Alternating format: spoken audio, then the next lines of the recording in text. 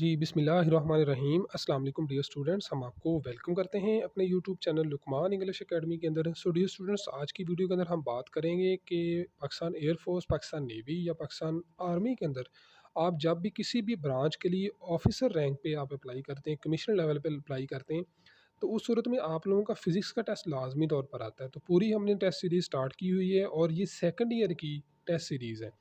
तो आज की वीडियो के अंदर हम बात करेंगे टेस्ट नंबर 2 के हवाले से कि फ़िज़िक्स के क्वेश्चन आपके किस तरह से आते हैं, मुकम्मल वज़ाहत के साथ, कि जिससे आपको समझ भी आ जाएगी। बहुत सारे ऐसे स्टूडेंट्स हैं कि जिन्होंने कोरोना के अंदर एफएससी की है, तो उनको फिर बहुत ज़्यादा प्रॉब्लम आती है जब उन्होंने इसकी प्रिपरेशन करनी होती है। तो ये इंपॉर्टेंट एमसीक्यूज़ हैं जो आप लोगों के साथ शेयर कर रहे हैं। तो आपको स्क्रीन पर व्हाट्सएप नंबर नज़र आ रहा है। आप अगर ऑनलाइन टेस्ट प्रिपरेशन करना चाहें तो आप हमारे से कर सकते हैं। और चैनल को सब्सक्राइब करना है, एक अच्छा सा कमेंट करना है, और अगर वीडियो अच्छी लगे तो इसको लाइक ज़रूर कीजिएगा। जैसा कि आप जानते हैं कि हमने जो फिज़िक्स की सेकंड ईयर की जो बुक है, उसकी हमने हर चैप्टर को हमने स्टार्ट किया हुआ है। तो आज जो हम बात करेंगे वो है आपका चैप्टर नंबर 2, और इसके अंदर आप लोगों के एमसीक्यूज़ किस तरह के आ सकते हैं पेपर के अंदर, और कौन-कौन सी चीज़ों को आपने ज़हन में रखना है। तो जैसा कि मैं आपसे शुरू से ही कहता हूँ कि आप जब भी किसी टेस्ट की तैयारी करें, तो उसको मुकम्मल तैयार करें उसको अच्छे तरीके से। ये नहीं कि आप बस उसको रट्टा लगा लें, तो वो वक़्ती तौर पे चीज़ें आपको याद रहती हैं। तो चलें एनीवे जी, हम स्टार्ट करते हैं। सबसे पहले जी, तो जो सबसे पहला जो आपका क्वेश्चन है, द रेज़िस्टिविटी है। अब रेज़िस्टिविटी क्या होती है कि कोई भी कंडक्टर होता है, उसके अंदर एक रेज़िस्टेंस होती है जब उसमें से करंट गुज़र रहा होता है। तो उसकी अपनी जो करंट गुज़ारने की जो सलाहियत है, वो तो उसकी कंडक्टेंस कहलाती है। लेकिन जो करंट के दरमियान में जो चीज़ रुकावट, जिसको हम रेज़िस्टेंस कहते हैं, तो वो हर मटीरियल की अपनी-अपनी एक रेज़िस्टिविटी होती है, यानी अपनी-अपनी एक रेज़िस्टेंस होती है जो उसको करंट गुज़ारने नहीं देती। उसी को हम रेज़िस्टिविटी कहते हैं, ठीक है? The resistivity of space decrease with the increase of temperature. अच्छा, अब कुछ ऐसे मटीरियल्स होते हैं जिनकी जो रेज़िस्टिविटी है वो इंक्रीज़ करती है और कुछ की डिक्रीज़ करती है, ठीक है? तो अब यहाँ पर हमारे पास है सिलिकॉन। तो सिलिकॉन की जो रेज़िस्टिविटी है, जब इसमें टेम्परेचर इंक्रीज़ होता है तो ये डिक्रीज़ कर जाती है, यानी ये अपोज़िट होती है, ठीक है? ये वैसे भी सिलिकॉन जो होता है, ये आपका एक सेमीकंडक्टर होता है, तो इसके अंदर थोड़ा क्राइटेरिया डिफरेंट होता है। उसके बाद है जी नेक्स्ट क्वेश्चन, रियोस्टेट। अब सबसे पहले तो हमें पता होना चाहिए कि रियोस्टेट होती क्या है। रियोस्टेट क्या है? एक ऐसी डिवाइस है जो कि टेम्परेचर को कंट्रोल करने के लिए, या पोटेंशियल जो हमारा गुजर रहा होता है वोल्टेज, उसको कंट्रोल करने के लिए, एक्चुअली ये होती है टेम्परेचर को कंट्रोल करने के लिए।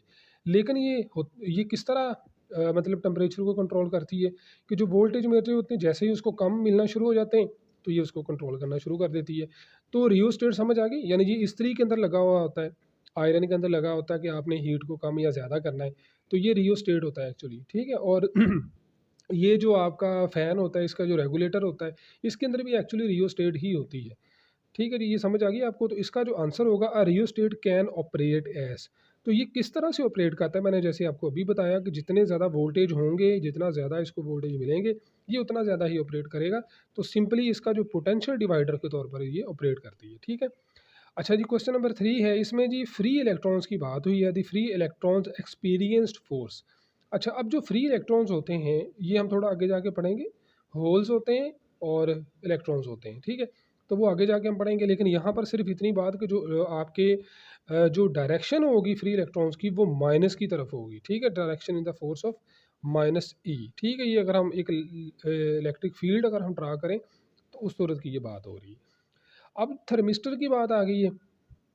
तो थर्मिस्टर क्या होता है जी, कि ये भी वही, मैंने जैसे आपने थर्मोस्टेट की बात की थी, तो थर्मिस्टर क्या होता है एक्चुअली, ये सवाल वही है एक्चुअली जो हमने बात करनी है। The thermistor converts change of temperature into. तो ये आपके जो इलेक्ट्रिक वोल्टेज हैं, ये क्या करता है, उनको टेम्परेचर की शक्ल में चेंज कर देता है, ठीक है? यानी वही थर्मोस्टेट की बात हुई। और थर्मिस्टर क्या होगा, ये भी वही एक ऐसा आला है जो कि चेंज कर देता है इलेक्ट्रिक पोटेंशियल को इनटू टेम्परेचर, ठीक है? अच्छा, उसके बाद क्या है जी, क्वेश्चन नंबर 5 है हमारे पास। Heat sensitive resistor are called. अब कुछ ऐसे जो हमारे पास रजिस्टर्स होते हैं। अच्छा, अब रजिस्टेंस का तो आपने पढ़ा होगा। तो जो डिवाइस होती है, यानी रजिस्टेंस तो आपको पता है ना कि एक कैपेबिलिटी है। अब रजिस्टर क्या होता है कि एक डिवाइस होती है जिसको हम कंट्रोल करने के लिए इस्तेमाल करते हैं, ठीक है? अच्छा, अब क्या है जी, हीट सेंसिटिव रजिस्टर कुछ होते हैं, तो जो वो रजिस्टर हैं उनको हम क्या कहते हैं, इंडक्टर्स। ठीक है, तो आपका जो बेस्ट आंसर होगा वो इंडक्टर होगा। क्लियर है। अच्छा, दी वेसल कंटेनिंग दी लो टू इलेक्ट्रोड्स, एक आपके पास वेसल है, बर्तन है, उसके अंदर दो इलेक्ट्रोड हैं, एंड लिक्विड और लिक्विड है।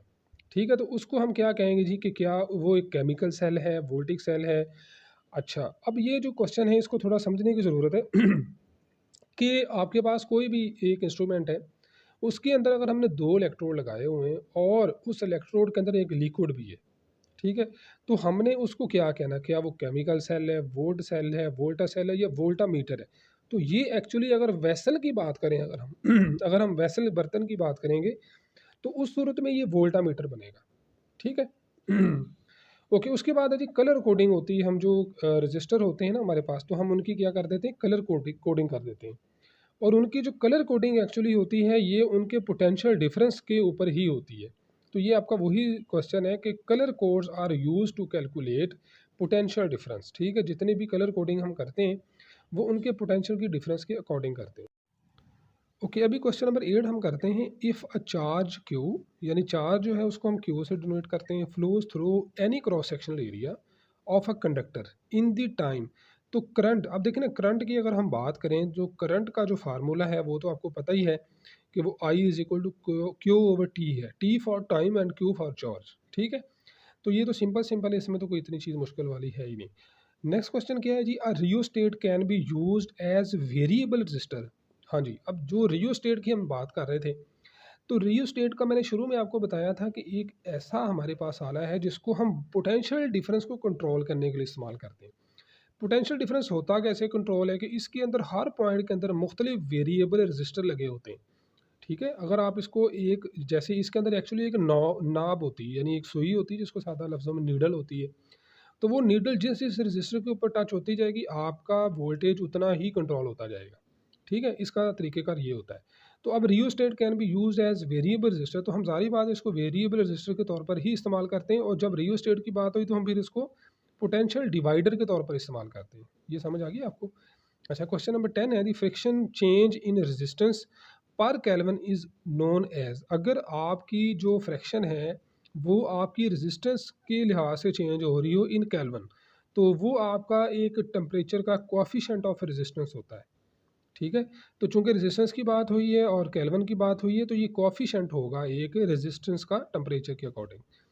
क्वेश्चन नंबर 11 है, ampere second stand for the unit. अब जो अम्पेयर सेकंड है, ये हमने कैसे कैलकुलेट करना है। देखिए, हमारे पास जो इलेक्ट्रिक जो हमने पढ़ा था, ये करंट की बात हमने की थी, तो क्यू ओवर टी होता है। ठीक है, तो अम्पेयर पर सेकंड अगर हम बात करें, तो आपका जो ये आपके पास एम्पेयर पर सेकंड जो है, ये आपके पास चार्ज की वैल्यू आ जाएगी। यानी आप यहाँ से अगर क्यू की वैल्यू निकालें तो एम्पेयर पर सेकंड आपका आंसर आ जाता है। ठीक है जी।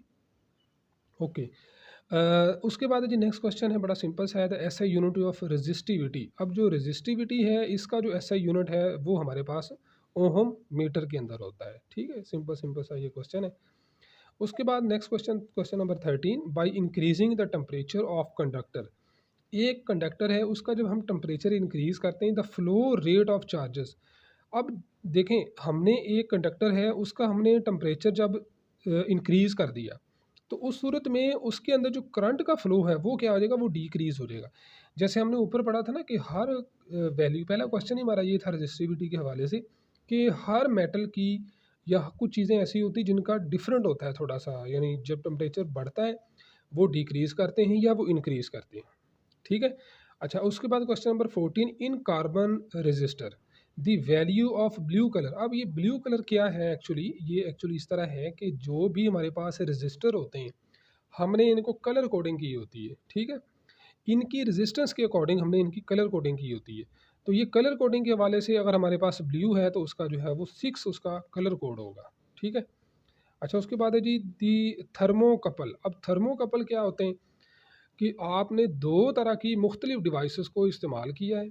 आप देखें कि जैसे ऑटोमेटिक जो चीज़ें होती हैं, ऑटोमेटिक जो डिवाइसेस होती हैं, फॉर एग्जांपल आपने ऑटोमेटिक एक स्विच जो है ना वो बनाया हुआ है कि जब इसका टेम्परेचर इतना हो तो ये ऑटोमेटिकली बंद हो जाए, ऑटोमेटिकली ऑन हो जाए, ऑटोमेटिकली ऑफ हो जाए। तो हम क्या करते हैं, दो मुख्तलिफ जो कंडक्टर की जो वायर्स होती हैं उनको आपस में कपल बनाते हैं। तो वो हमारा फिर थर्मोकपल कहलाता है। ठीक है?